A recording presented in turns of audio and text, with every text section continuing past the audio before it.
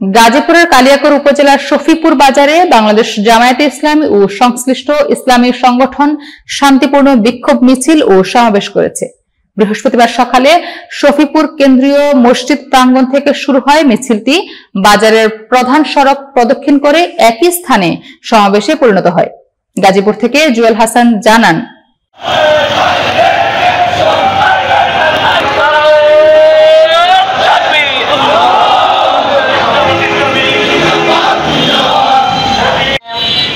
বিসমিল্লাহির রহমানির রহিম, আলহামদুলিল্লাহি রাব্বিল আলামিন, আসসালামু আলা সাইয়্যিদুল মুরসালিন ওয়া আলা আলিহি ওয়া সাহবিহি আজমাইন।